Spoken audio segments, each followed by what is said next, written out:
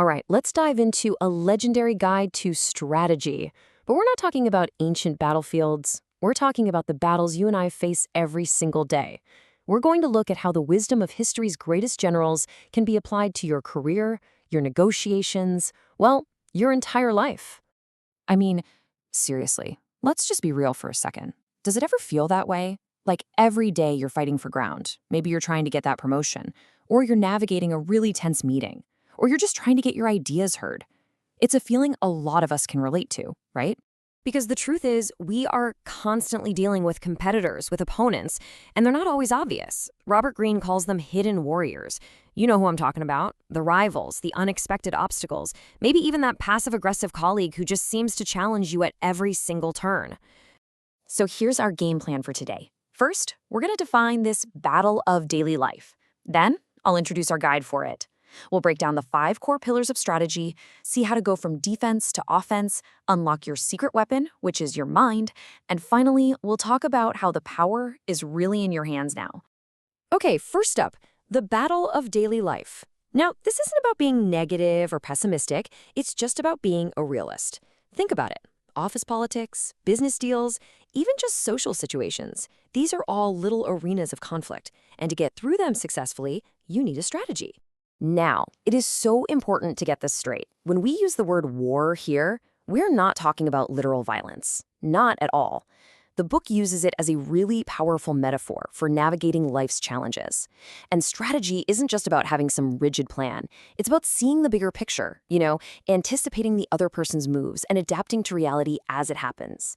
It's really about being prepared, not paranoid.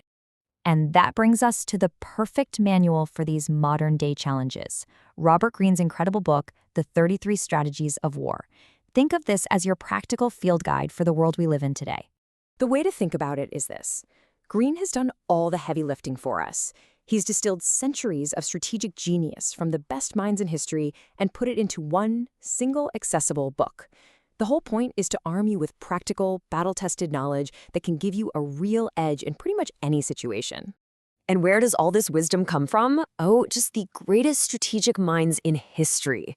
We're talking about people like Sun Tzu, who taught us that all warfare is based on deception, or Napoleon Bonaparte, who was an absolute master at concentrating his forces with lightning speed.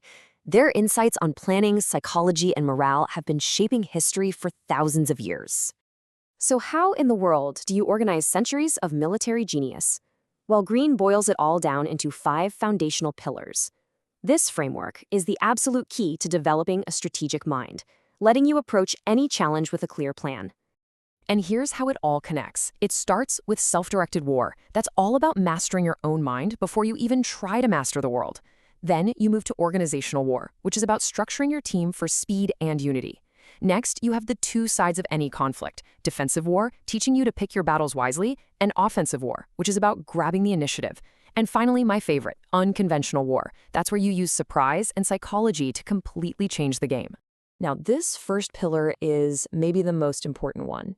Before you can win any battle out there, you have to win the one going on inside your own head. A key strategy here is to declare war on your enemies, which really means identifying your own self-destructive habits and patterns, the things holding you back. It's about creating this internal sense of urgency to focus all your energy on what actually matters. Next up, organizational war. And look, your army might be your team at work, or your business, or even just your personal support network. This pillar teaches you how to build morale and get everyone pulling in the same direction. For example, the chain of command strategy isn't about some rigid top-down hierarchy. It's about creating clarity and efficiency so your team can act fast without confusion or delay. Okay, let's get practical. How do these big, abstract ideas actually help with the concrete problems we're all facing every day? Let's talk about applying these strategies to the real world. This right here is one of the core lessons of strategy. We all have that perfect plan in our heads, don't we? But reality? Well, reality is messy. It's chaotic. It's full of surprises. Your opponent makes moves you didn't see coming, and human emotion just throws a wrench into everything. This book is all about bridging that gap. And this is the crucial takeaway. The strategies in this book directly tackle real problems. Things like spreading your energy way too thin across too many fronts, or trying to fight a battle with a team that just isn't motivated, or getting over that fear of necessary conflict. And, maybe most importantly, knowing how to get yourself out of a battle you just can't win. So all of this brings us to the ultimate tool in your arsenal. And it's not some clever tactic or a sneaky trick. Your greatest advantage, your true secret weapon, is a calm, prepared, and strategically aware mind. As Robert Greene himself says, a key reason to study strategy is this: to make ourselves more aware of what the other side may be prepared for and planning. See, it's all about anticipation. It's about seeing the entire board, not just the single piece right in front of your face. And it's so important to remember this. This isn't just for people who want to go on the attack. Even if you are someone who actively avoids conflict, understanding these principles is your best defense. It helps you spot a threat, protect your own interests, and make sure you aren't blindsided. So we've explored the battlefield of daily life, and we've uncovered a guide just packed with timeless wisdom. The knowledge of Alexander the Great, Napoleon, Sun Tzu, it's all been passed down, and now that power is in your hands. The only real question left is, what are you going to do with it?